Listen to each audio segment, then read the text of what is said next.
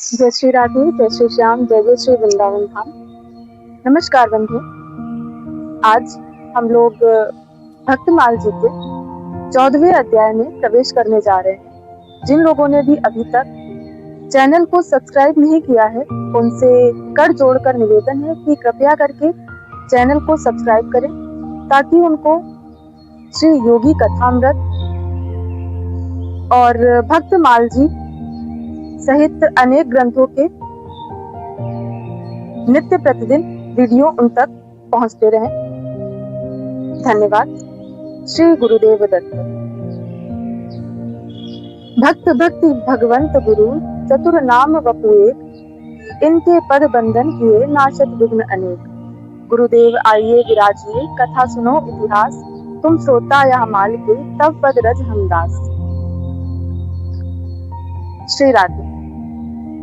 हम लोग आज उनके चरित्र का गायन करने जा रहे हैं जिनके ठाकुर जी के प्रति अनन्य भाव थे। जब ठाकुर जी के द्वार पर आने की वह खबर सुनती हैं तो अपनी सुध बुध ही खो बैठती हैं। उनको जरा सा भी भान नहीं रहता है। भोग लगाते समय वो फल हटाती जाती हैं और छिलके ठाकुर जी को समर्पित करती जाती हैं, और ठाकुर जी बड़े ही प्रेम भाव से उसको स्वीकार भी करते हैं। उनकी कथा में प्रवेश करते हैं। यह कथा है श्री विदुर जी और विदुरानी जी। श्री विदुर जी कौन थे, आइए जानते हैं। श्री राधे। मांडव्य ऋषि के श्राप से यमराज जी ही काशी पुत्र के रूप में धृतराष्ट्र और पांडु के भाई होकर जन्म लिए थे।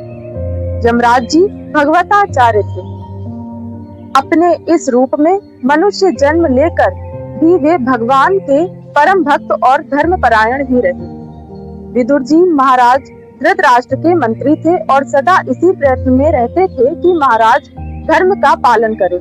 नीति के शास्त्र ये महान पंडित और प्रवर्तक भी थे। इनकी विदुर नीति बहुत ही उपादेय और प्रख्यात है।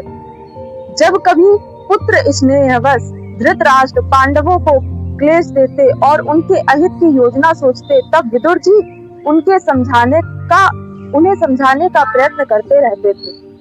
स्पष्टवादी और न्याय का समर्थन करने पर भी धृतराष्ट्र इन्हें बहुत मानते थे। दुर्योधन अवश्य ही इन्हें द्वेष की भावना से देखते थे। धर्मरत पांडु के पुत्रों से यह स्नेह करते थे। जब दुरात्मा दुर्योधन ने लाक्षा भवन में पांडवों को जलाने का षड्यंत्र किया, तब विदुर जी ने ही उन्हें बचाने की व्यवस्था की और गुप्त भाषा में संदेश भेजकर युधिष्ठिर को पहले ही सावधान कर दिया था। उस भयंकर ग्रह से बच निकलने की युक्ति भी बता दी थी। सज्जनों को सदा न्याय और धर्म ही अच्छा लगता है। अन्याय तथा अधर्म का विरोध करना उनका स्वभाव होता है। इसके लिए अनेकों बार दुर्जनों ने उन्हें तिरस्कार तथा पीड़ित भी किया है। विदुर जी दुर्योधन के दुष्कर्मों का प्रबल विरोध करते थे। जब कौरवों ने भरी सभा में द्रौपदी का अपमान करना प्रारंभ किया, तब वे रुष्ट होकर सभा भवन से चले गए। पांडवों के वनवास के समय दुर्योधन के भड़काने से धृतराष्ट्र ने विदुर जी को कह दिया, तुम सदा पांडवों की ही प्रशंसा करते हो, अतः उन्हीं के पास चले जाओ। विदुर जी वन में पांडवों के पास चले गए। उनके चले जाने पर धृतराष्ट्र को उनकी महत्ता का पता चला। विदुर से रहित अपने को वह असहाय समझने लगे। जब दूत भेजकर विदुर जी को उन्होंने फिर बुलाया, मान अपमान में समान भाव रखने वाले विदुर जी वापस लौट आए। पांडवों के वनवास के 13 वर्ष कुंती देवी विदुर के यहाँ ही रही थी।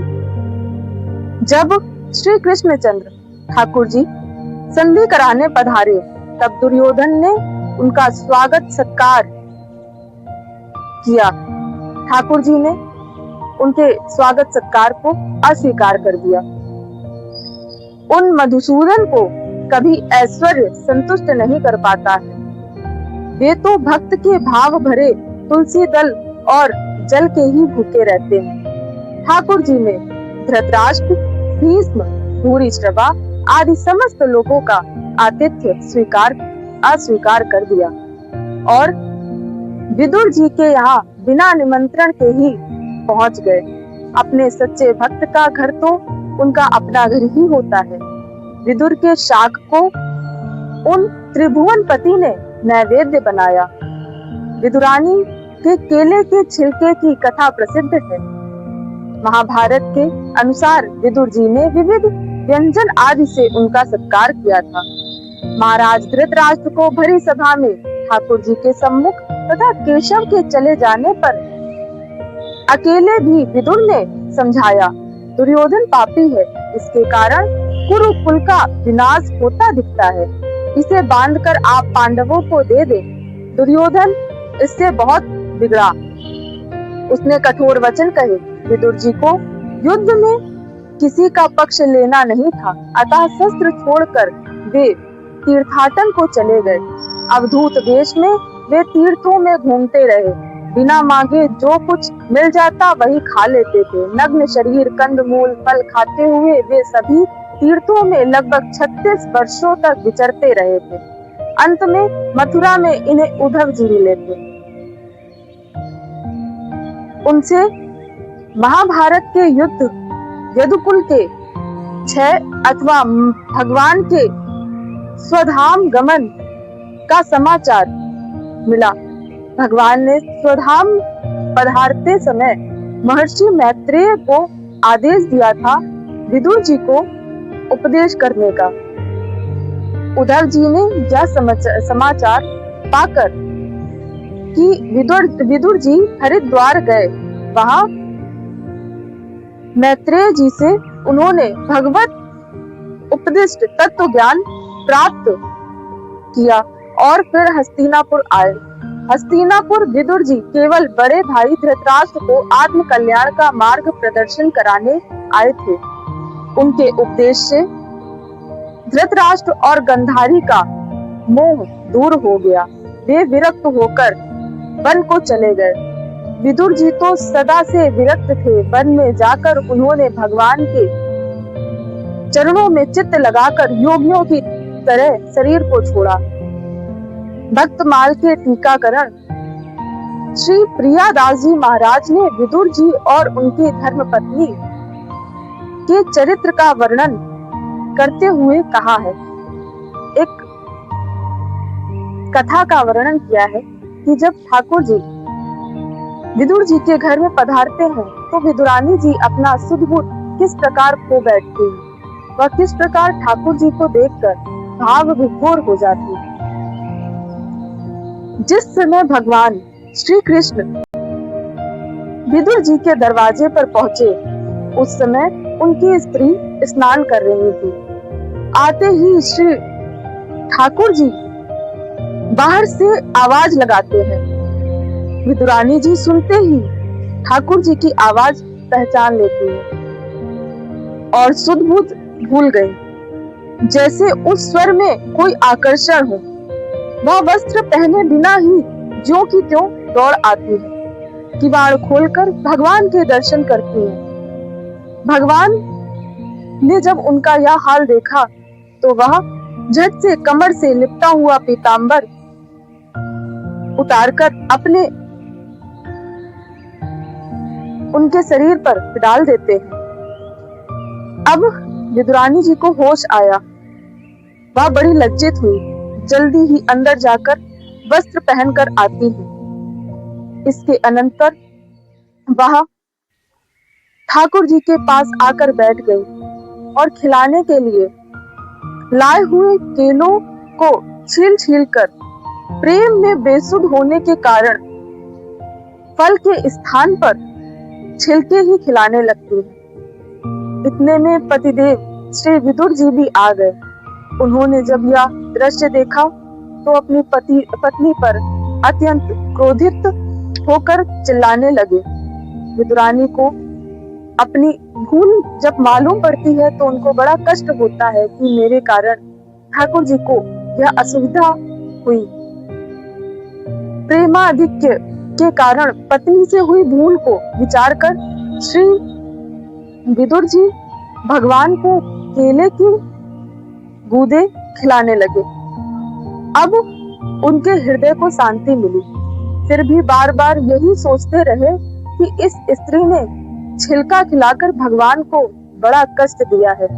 इस पर भगवान ने प्रसन्न होकर कहा, विदुर जी, आपने यह काम ठीक किया कि मुझे केले खिलाए, पर सच बात तो यह है कि इतने पर भी मुझे स्वाद नहीं आया।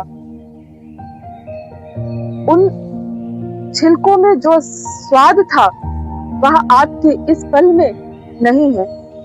उधर श्री विदुरानी जी अपने मन में कह रही थी, हाय, इन हाथों को मैं कैसे काट दूं, जिन्होंने फल तो फेंक दिया और छिलका स्वामी को खिला दिया।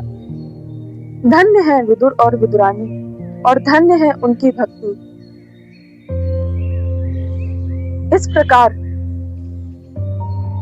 हम लोगों को अनेकों चरित्रों में यह साक्ष्य मिलते हैं कि ठाकुर जी परमात्मा केवल भाव के भूखे, उनको सामग्रियों का मोह नहीं है।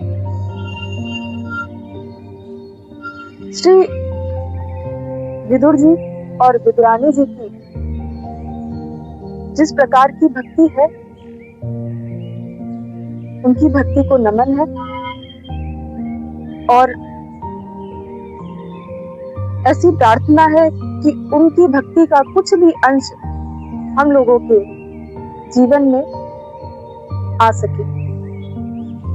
जय जय श्री राधे।